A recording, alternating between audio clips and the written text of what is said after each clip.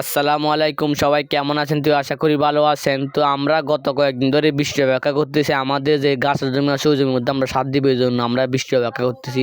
তো কালকে আলহামদুলিল্লাহ প্রচুর পরিমাণে বৃষ্টি হয়েছে, প্রায় 1 ঘন্টার মতন বৃষ্টি হয়েছে। বৃষ্টি হওয়ার পরে মাটিগুলো ভিজে গেছে। তো এখন আমরা আমাদের জমিতে সার দিয়ে দেবো ইনশাল্লাহ। তো সামনে যেহেতু শীতকাল আসতে, এই জন্য আমাদের গাছগুলো দ্রুত বড় করে ফেলতে হবে, না হলে দেখা যাবে গাছগুলো আমরা গরুকে খাওয়াতে পারবো না। এই জন্য আমরা সার দিয়ে দিব। সামনে শীত আমরা যে পাকচান গাছগুলো চাষ করেছি এগুলো আমরা আগে কখনো করি নাই। তো আমরা ছোট ছোট বিভিন্ন জায়গার মধ্যে এগুলো চাষ করেছি। তো আমরা এগুলো দেখতেছি কিরকম হয়, যদি ভালো হয় পরবর্তী আমরা আমাদের বড় জমিতে চাষ করবো ইনশাল্লাহ। আমাদের যে খালের পাশে পাকচান গাছগুলো চাষ করা আছে এগুলোর মধ্যে আমরা আগে সার দিয়ে দিয়েছি। এখন যেগুলোর মধ্যে সার দিতেছি এগুলো আমাদের ফাঁসের জমি, এগুলো আমাদের বাসা থেকে একদম কাছে। আমরা এখন যে আমাদের গাছের জমির মধ্যে সার দিতেছি, এই জমির মধ্যে আমরা আগে সিম চাষ করতাম, আমরা এবার সিম চাষ করেছি। আমাদের এই জমিতে আমরা আগে সিম চাষ করতাম, এবার করছি। তো আমরা পরীক্ষামূলকভাবে কিছু গাছের কাটিং লাগিয়েছি, যদি ভালো হয় আগামীতে আমরা পুরো জমিতে করে দেবো ইনশাল্লাহ।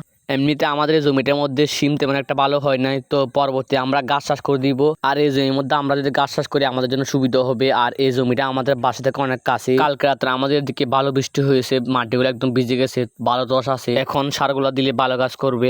আর আমরা এখন যে গাছগুলোর মধ্যে সার দিতেছি এগুলোর মধ্যে আমরা আগেও দিয়েছি, তো তেমন একটা ভালো হয়নি, এই জন্য আমরা আবার দিতেছি। আর আমাদের এই অন্য অন্য গাছের তুলনায় এগুলো একটু ছোট হয়েছে, এমনকি গাছের কাটিংগুলো অনেকগুলো মারা গিয়েছে। এর কারণ হলো আমরা যখন গাছের কাটিংগুলো লাগিয়েছি, তো পরবর্তীতে যখন গাছ বের হয়েছে তখন ছাগলে খেয়ে ফেলছে। একটা ছাগল পুরো গাছগুলো আগা খেয়ে ফেলছে। তো কিছু কিছু গাছ মারা গেছে আর এখন কিছু কিছু গাছ আছে। তো এই জন্য আমরা আবার ভালো করে সার দিতেছি যেন ভালোভাবে দ্রুত গাছগুলো বড় হয়ে যায়। আর এখন আমি আমাদের যে জমির মধ্যে আছি এই গাছগুলো সবচেয়ে ভালো ফলন হয়েছে। এগুলা প্রায় আমার মতো সমান হয়ে গেছে, গাছগুলো অনেক লম্বা হয়েছে আলহামদুলিল্লাহ। আর এই গাছগুলো গ্রোথ অনেক ভালো, দ্রুত বড় হয়ে যায় আলহামদুলিল্লাহ। তো আমরা ভাবতেছি 20-25 দিন পরে আমাদের এই গাছগুলো কাটতে পারবো ইনশাল্লাহ। এখন আমরা আমাদের গাছের জমিতে চলে আসলাম গাছ কাটার জন্য। তো আমরা প্রতিদিন এই গাছগুলো কাটি। আমরা আপাতত এই জমিতে গাছ কাটতেছি। আমাদের দৈনিক 1 থেকে 2 আটি গাছ লাগে, বেশি গাছ লাগে না যেহেতু আমাদের গরু কম। আর এগুলো হলো জার্মান গাছ। আপনারা যদি ফানির মধ্যে কোনো গাছ চাষ করেন এই গাছগুলো চাষ করবেন, এগুলো ফানির মধ্যে খুব ভালো ফলন হয়। শুধু শীতের সময় একটু কম বাড়ে, আর বছরের সব সময় এগুলা ভালো ফলন হয় আলহামদুলিল্লাহ। আর আমাদের এই গাছগুলো একটু শক্ত হয়ে গেছে দীর্ঘদিন না কাটার কারণে, যেহেতু আমাদের আগে গরু ছিল না এই জন্য আমরা আগে গাছ কাটি নাই, একটু শক্ত হয়ে গেছে। তবুও কোনো সমস্যা নাই, আমাদের এখন যে গাছ কাটার মেশিন আছে এই মেশিনের মধ্যে দিলে গাছগুলো একদম গুরু গুরু হয়ে যাবে। তা আমাদের আগে বটি দিয়ে গাছগুলো কাটতে অনেক কষ্ট হতো, এখন আলহামদুলিল্লাহ কষ্ট হয় না। এখন মেশিনের মধ্যে আমরা 5-10 মিনিট লাগে গাছগুলো গাছ থাকলে গরু ফালতে কষ্ট হয় না। আমাদের প্রচুর পরিমাণে কাঁচা গাছ আছে।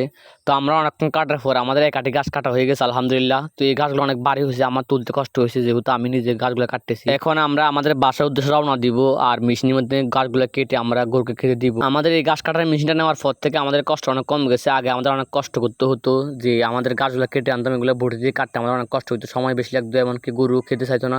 এখন মেশিনের মাধ্যমে আমরা 5-10 মিনিটের সময় লাগে গাছ কাটতে, আর গরু সবগুলো খেয়ে ফেলে নষ্ট করে না। আসলে ফার্মের মধ্যে এরকম একটা গাছ কাটার মেশিন থাকলে কষ্ট অনেক কম লাগে, এমনকি সময় কম লাগে। 5-10টা গরুর খাওয়ার 10-15 মিনিটে কাটা যায়। তো আজকে আমাদের ভিডিও পর্যন্ত। সবাই ভালো থাকবেন, সুস্থ থাকবেন। আসসালামু আলাইকুম ওয়া রাহমাতুল্লাহি ওয়া বারাকাতুহু।